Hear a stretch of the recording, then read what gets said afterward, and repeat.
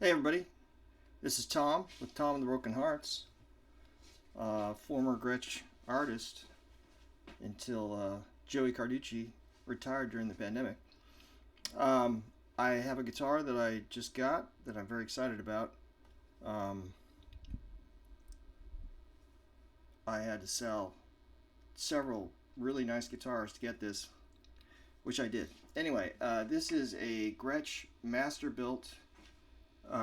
It's a 2014 1955 reissue from the Custom Shop, and it's in Chartreuse Sparkle.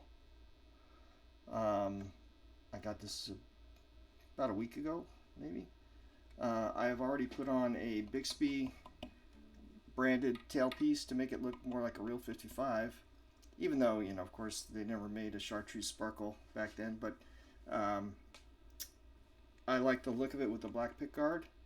And I also put in Tom Jones T-Armond pickups. I find they sound much better than the Seymour Duncan, and everyone's entitled to their opinion, and that is my opinion, although I could back that up with sound samples, which I'm not going to bore you with right now, but just trust me, it sounds clearer and nicer. Still warm, still has the bottom end, but just doesn't have that kind of, well, they're calibrated. So unlike the Seymour Duncan, which are 11.4, 11.5 in both the neck and the bridge positions, the bridge here is 11.4, something like that, and the neck is more like 8K. So it's not overwhelming. And then he does some stuff with the magnets to demagnetize them slightly. They sound amazing. And unless he's just shipping me his best, I think they all sound good. I have so many pairs of these, so that I'm pretty sure that they're all this good. Anyway, the people want to know, I guess, what's the difference between like the regular Japanese version and this. And I have a Sparkle Jet, and I also have a 57 Green Jet, one of the vintage series that came with the TV Jones pickups. And, of course they're going to sound very similar, except this is all handmade, and this is a 2014 Steven Stern guitar. One of the things I noticed immediately on just tuning it up and playing it out of the box was how loud acoustically it is. It is a lot louder than the Japanese guitars that I have. This is one slab of mahogany. It's obvious, you can see. One big slab of mahogany. And also the nitro makes a difference, I think. Plus, there's just some magic. I mean, the top, I don't know. There's something. And then the other thing about it is just the relic job on this thing is phenomenal. If you've ever played an actual 50s Gretsch, it has the feel and the look of a real 50s guitar. I think it's Gonzalo who does the relicking, or who did back then. But the relicking on this is just amazing.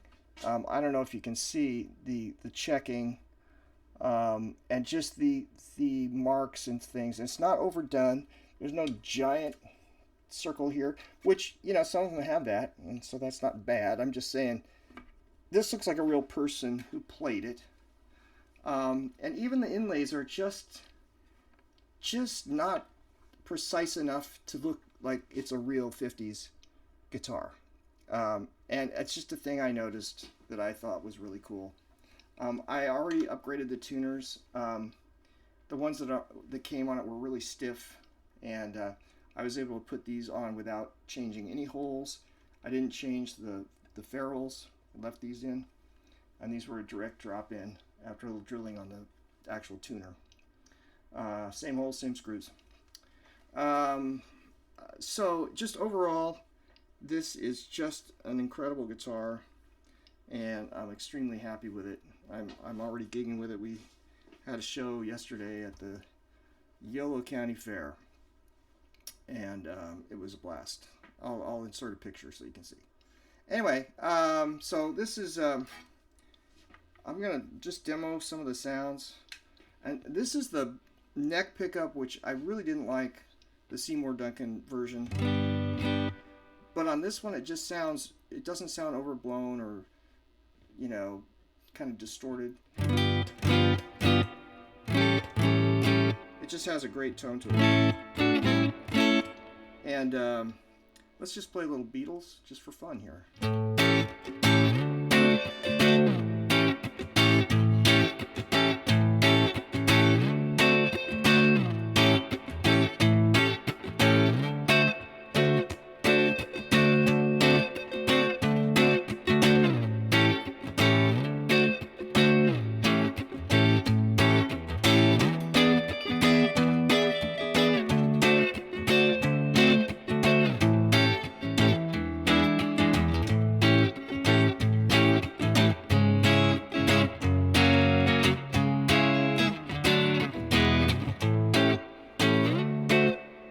Wasn't perfect, but anyway, just an example. And that's the neck. So that's the neck pickup on these things sounds phenomenal. I don't normally use the neck pickup on most guitars, but this sounds great. And this is the both. This is both.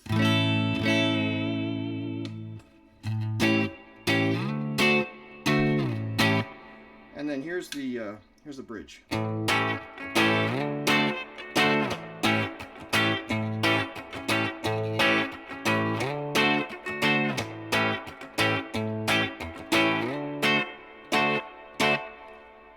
So that's an example. I'm running through a Universal Audio Enigmatic amp simulator pedal, which I absolutely love.